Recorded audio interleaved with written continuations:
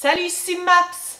Je sais pas si vous êtes comme moi, mais mes sinus me font mourir cet automne. Je ne vous le souhaite pas. Donc si je renifle, je m'excuse, je vais essayer de me contrôler. Et ben vous moucher, ça sert à rien! Donc, aujourd'hui, je vais vous parler du livre J'ai aimé d'Alain Lessard. Alain Lessard, je l'ai rencontré au Salon du Livre 2019, donc celui qui vient de passer en Outaouais. J'ai acheté sa série de livres jeunesse, mes élèves aiment beaucoup, et j'ai aussi vu qu'il avait des ouvrages pour les adultes, donc 3 romans si je ne me trompe pas, et j'en avais pris 2. J'en ai lu un. À tous ceux qui ont su si bien me laisser mourir, là, je mets tout le temps quelques mots pas à bonne place, mais je vais vous mettre ma critique quelque part ici. J'avais été déçue, j'avais eu beaucoup de difficultés à embarquer, puis le sujet aussi m'était un peu dérangeant, donc vous pouvez aller voir ma critique si ça vous intéresse. Et donc j'avais un peu peur en entrant dans ce deuxième livre, me demandant est-ce que c'était juste l'autre livre qui était moins pour moi, ou est-ce que c'est la plume de l'auteur? Puis ce que je trouve encore plus difficile, c'est lorsque j'ai rencontré l'auteur, puis j'apprécie pas tant les ouvrages. C'est tellement pas une histoire personnelle, c'est tellement pas que j'aime pas la personne, mais c'est juste que j'aime pas les écrits. Ça met tout ça vraiment difficile. Donc, J'ai aimé, c'est l'histoire d'Antoine, qui, depuis qu'il est tout petit, il avait 7 ans la première fois qu'il a vu Sophie, et il est tout simplement tombé amoureux de Sophie. Donc pendant la première partie, on va avoir une alternance entre Sophie et Antoine, des petits fragments de leur vie en commençant à 7 ans, donc Antoine à 7 ans, Sophie à 7 ans, Antoine à 9 ans, Sophie à 9 ans, donc jusqu'à 25 je pense, c'est pas tout le temps par bond de 2, et on va arriver à un point lorsqu'ils sont adultes et à une situation différente. Ça s'appelle J'ai aimé. Vous pouvez vous douter que ça va être une romance. Et je vous dirais que c'est assez adulte. Donc on va suivre la romance d'Antoine et Sophie au fil des années. Je vous laisse ça comme ça. L'écriture d'Alain Lessard, elle est assez poétique et assez philosophique. C'est quelque chose que j'avais remarqué dans son autre livre et c'est quelque chose que j'ai remarqué encore dans celui-ci. L'aspect poétique, c'est pas un aspect que j'aime particulièrement dans les livres. J'aime parfois de la poésie, mais là c'est pas de la poésie, mais c'est vraiment très poétique. Mais en tout cas, je suis très frileuse par rapport à ça, par rapport aux belles métaphores, par rapport à une explication de sentiments avec la nature. Ça tombe vraiment dans le quétaine facilement pour moi.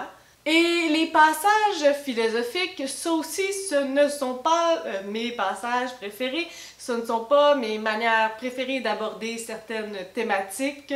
Et donc, le fait que son écriture soit un mélange de poétique et de philosophique, définitivement, après 2 livres, je peux dire que c'est vraiment pas ma tasse de thé. La première partie, j'ai bien apprécié l'alternance entre Sophie et Antoine. C'était des petits fragments assez courts, donc des pages et demie de moments précis. C'était intéressant d'avoir l'alternance entre les 2 personnages et ça nous faisait découvrir d'une façon assez intéressante. Lorsqu'on est arrivé à aujourd'hui, c'est là que ça s'est un peu gâché pour moi. Il va y avoir des échanges entre Sophie et Antoine, et pour moi, ça semblait complètement absurde. La prémisse, la thématique du livre, pour moi, semblait plutôt irréaliste. Partir d'une amourette, même pas d'une amourette, d'un crush d'enfance, puis en faire une romance. Je vais vous faire une section spoilers. Je vais lever ma main, puis lorsque je vais la redescendre, vous allez pouvoir continuer à écouter, ça va être rendu spoilers free. Je suis pas certaine que c'est vraiment un si gros spoilers, mais en tout cas, spoilers commence. Antoine n'aura jamais discuté, n'aura jamais parlé avec Sophie. Moi, j'appelle ça un crush d'enfance. Je n'appelle pas ça de l'amour pour la simple et bonne raison qu'il n'a jamais parlé à Sophie. On peut pas développer une relation avec quelqu'un dont on n'a jamais parlé. Il peut la trouver vraiment attirante, il peut la trouver vraiment mignonne dans ses réactions parce qu'il l'a observé 1 million de fois, mais ils n'ont jamais eu de discussion ensemble avant un âge adulte pas mal avancé. Donc, puis même à ça, pour moi, ça semble tellement irréaliste d'avoir de réels sentiments pour quelqu'un à qui on n'a jamais parlé, puis entretenir ces sentiments-là pour 20 ans et déverser ça sur l'autre personne lorsqu'on est rendu adulte. Vraiment, ça me semble complètement loufoque.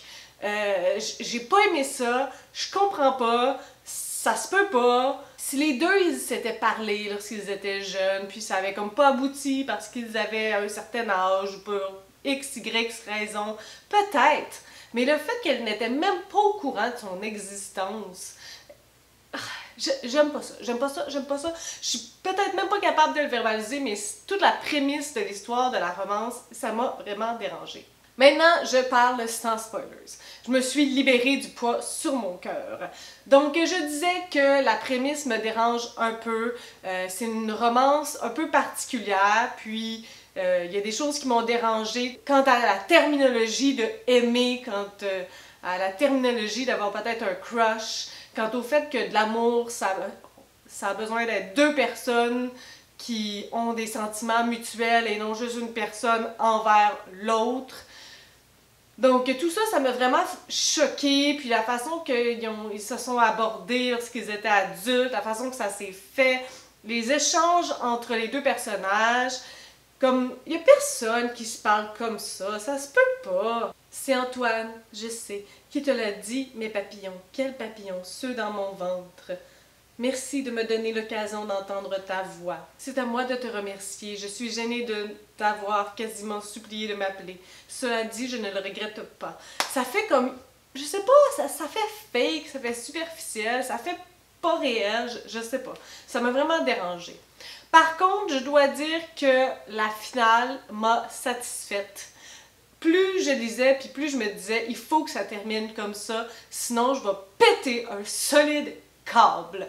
Et lorsque j'ai vu que ça allait dans cette direction-là, j'étais plutôt contente parce que tous les éléments qui faisaient que j'aimais pas la romance, que j'aimais pas le fil de l'histoire en elle-même, avaient vraiment un gros lien avec la finale. Donc le fait que ça termine comme ça pour moi, c'était inévitable et nécessaire. Donc, au moins c'était satisfaisant comme finale, mais je dois dire que j'ai pas d'attrait pour cette écriture-là malgré tout, puis la façon qu'il aborde les thématiques dans ses livres, ça me rejoint pas. Les personnages ne me rejoignent pas non plus, donc ça fait en sorte que c'est vraiment difficile pour moi de lire ses livres à lui, puis ça me fait vraiment beaucoup de peine, parce que j'aurais vraiment voulu les aimer.